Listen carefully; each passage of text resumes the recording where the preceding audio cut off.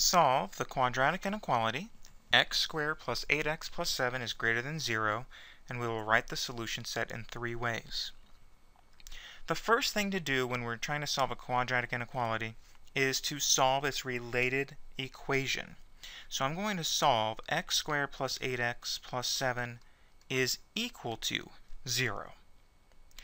So notice that this factors as x plus 1 by x plus 7, setting each factor to 0. I find that x is negative 1 and x is negative 7. So these are critical numbers. They give us boundaries for solutions of the inequality. So let's keep that in mind, and now what I'm going to do is I'm going to draw a number line. And I'm going to put those 2 marks on the number line. Now let's see, I have x is negative 1 and x is negative 7, so negative 7 is less than negative 1, so it would go to the left on the number line. Now basically what I'm going to do is test numbers in each of the 3 intervals that have been created. So I'm going to test a point that's to the left of negative 7. How about negative 10? I'm going to take negative 10 and I'm going to substitute it into the original inequality. So that would give me negative 10 squared plus 8 times negative 10 plus 7. And my question is, will that be greater than 0? Well, that gives us 100 minus 80 plus 7. So that's 20 plus 7, that's 27. And 27 is greater than 0. So that's true. And so then negative 10 is a solution of the inequality. If my boundaries are correct, everything in this region is also a solution for the inequality. Now we move on to the next part. We move over to the next interval and we pick a value inside in between negative 7 and negative 1. I'm going to go with negative 5.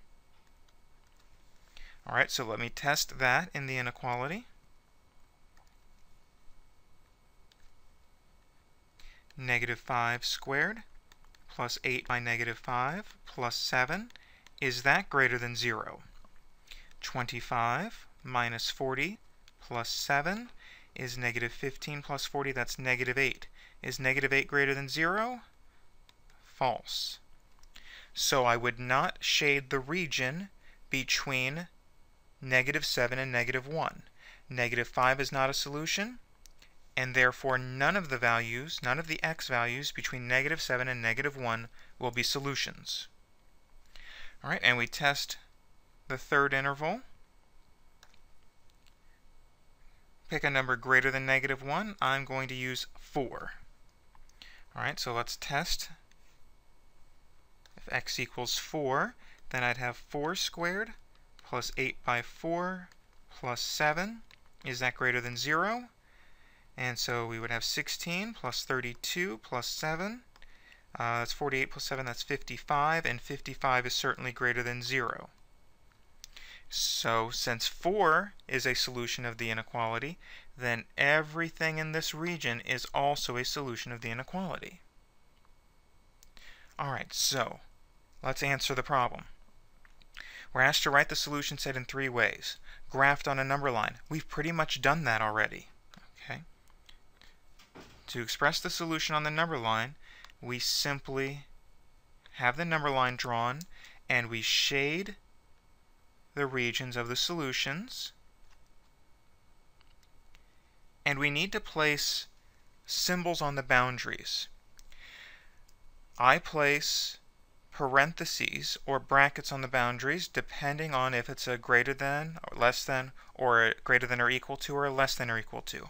So I would put parentheses facing the direction of shading. I place parentheses because it's a strictly greater than, not a greater than or equal to. So there's part 1. Part 2. Using interval notation. The solutions of the inequality go from negative infinity to negative 7.